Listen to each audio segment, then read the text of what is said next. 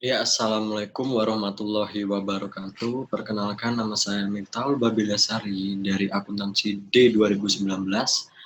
Dan pada kesempatan kali ini, saya akan menjelaskan tentang bab 3, yaitu menggunakan teknologi informasi dalam menjalankan perdagangan elektronik atau e-commerce menurut buku Raymond McLeod Jr. dan George P. Scale edisi ke-10. Berikut penjelasannya. Nah, yang pertama itu ada e-commerce.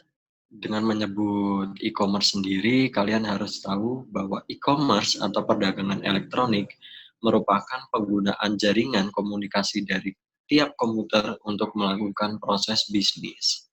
Nah, selanjutnya itu ada e-commerce di luar batas perusahaan yang terdiri dari dua jenis, yaitu yang pertama ada B2C atau business to consumer. Business to consumer mengacu pada transaksi-transaksi yang terjadi di antara bisnis dan konsumen akhir produk. Contohnya adalah dari toko eceran ke konsumen. Nah, yang kedua ada business to business atau B2B, yaitu mengacu pada transaksi antar bisnis di mana tidak ada yang menjadi konsumen akhir. Contohnya adalah dari produsen ke distributor begitu. Nah, selanjutnya ada manfaat dari e-commerce. Di sini terdapat 3 manfaat utama yang diharapkan dari e-commerce, yaitu pertama ada perbaikan layanan pelanggan sebelum, selama, dan setelah penjualan. Kedua ada perbaikan hubungan dengan pemasok dan komunitas keuangan. Dan yang ketiga ada peningkatan imbal hasil ekonomis atas pemegang saham dan investasi pemilih. Nah, selanjutnya ada ruang lingkup e-commerce. Di sini kita disajikan dengan grafik prosentase ya. Pada tahun 2000 ini produksi pakaian menempati angka 20% dari total penjualan. Dan 3 tahun setelahnya di tahun 2003 meningkat menjadi 24%. Nah, selanjutnya ada produksi peralatan transportasi. Pada tahun 2000, produksi peralatan transportasi menempati angka 46% dari total penjualan. Dan di tahun 2003 sendiri meningkat menjadi 50%. Selanjutnya ada distributor kendaraan bermotor. Pada tahun 2000 sendiri, distributor kendaraan bermotor menempati angka 20%, yang kemudian 3 tahun setelahnya menjadi 25%. Distribusi obat-obatan 10% menjadi 6% di tahun 2003. Dan yang terakhir ada retail penjalanan dan reservasi. Nah, pada tahun 2000 itu retail perjalanan dan reservasi menempati angka 24% dan meningkat menjadi 25% di tahun 2003. Nah, selanjutnya ada intelijensi bisnis. Apa sih itu intelijensi bisnis? Intelijensi bisnis merupakan aktivitas pengumpulan informasi mengenai unsur-unsur di dalam lingkungan yang berinteraksi dengan perusahaan. Berikut merupakan unsur-unsur intelijensi bisnis tersebut, yaitu pertama, ada basis data eksternal. Basis data eksternal itu dimaksudkan agar perusahaan tidak harus mengumpulkan informasi lingkungannya sendiri, yaitu sudah tersedia basis data komersial yang penting yang memberikan informasi mengenai hampir semua subjek. Contohnya, semisal www.lexisnexis.com untuk mendapatkan informasi hukum, keuangan, dan pemerintah dari berbagai macam sumber. Nah, yang selanjutnya ada mesin pencari. Kalau di mesin pencari ini suatu program komputer khusus yang menanyakan suatu kata atau kelompok kata kepada pengguna untuk dicari seperti Google, itu seperti Yahoo juga dan lain-lainnya.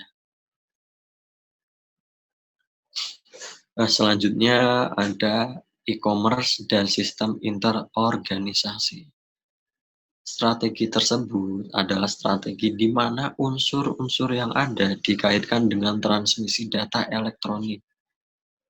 Nama yang diberikan untuk strategi ini adalah sistem interorganisasional atau interorganisasional system yang disingkat menjadi IOS. Istilah yang sering digunakan untuk IOS adalah EDI, atau Electronic Data Interchange. Kalau bahasa Indonesianya pertukaran data elektronik.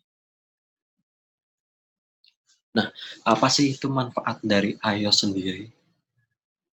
Yaitu yang pertama, ada dua manfaat utama dari iOS, yaitu yang pertama, efisiensi komparatif, yaitu para sekutu dagang dapat memproduksi barang dan jasa dengan tingkat efisiensi yang lebih tinggi dan dengan biaya yang lebih rendah kepada pelanggan. Nah, efisiensi komparatif itu ada dua macam, yaitu efisiensi internal dan efisiensi interorganisasional.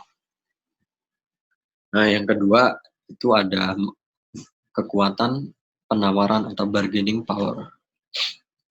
Kemampuan sebuah perusahaan untuk menyelesaikan perselisihan dengan pemasok dan pelanggannya demi keuntungan perusahaannya itu sendiri. Kekuatan diambil dari area dasar, yaitu fitur-fitur produk yang unik, menurunkan biaya-biaya yang berhubungan dengan penelitian, dan meningkatkan biaya perpindahan. Nah, selanjutnya ada EDI atau Electronic Data Interchange. EDI terdiri atas transmisi data langsung komputer ke komputer dalam suatu format struktur yang dapat dibaca oleh mesin. Nah, pertukaran bisnis pada saat ini umumnya dilakukan dengan cara yang konvensional, yaitu menggunakan media kertas. Seiring dengan meningkatnya transaksi bisnis, tentu akan meningkat pula penggunaan kertas. Hal ini dapat menimbulkan banyak masalah seperti kelambatan dalam pertukaran informasi, kehilangan data, yang sekaligus juga berarti menambah beban keuangan dalam perusahaan tersebut. Nah, fakta-fakta ini memang sudah menyebabkan ketidakefisienan dalam bisnis, khususnya yang berkaitan dengan pertukaran informasi bisnis. Di sini juga disebutkan tentang extranet, yaitu cara lain untuk membuat iOS. Cara ini memungkinkan dibaginya informasi berbasis komputer yang sensitif dengan perusahaan lain dengan menggunakan teknologi informasi yang pada umumnya terhubung dengan internet. Nah, yang selanjutnya ada saran-saran keberhasilan penggunaan internet.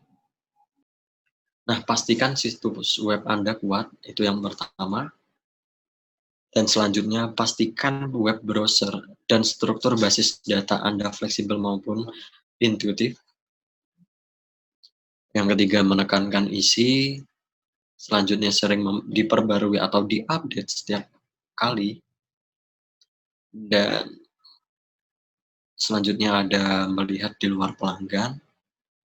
Selanjutnya ada tunjukkan isi pada kebutuhan spesifik pengguna. Selanjutnya ada menjadikan internet intuitif. Selanjutnya ada berada di lokasi web yang tepat. Ciptakan rasa kebersamaan, dan yang terakhir, carilah bantuan jika Anda membutuhkannya. Ya, sekian dari presentasi saya. Jika memang banyak sekali kekurangan, saya mohon maaf yang sebesar-besarnya. Assalamualaikum warahmatullahi wabarakatuh.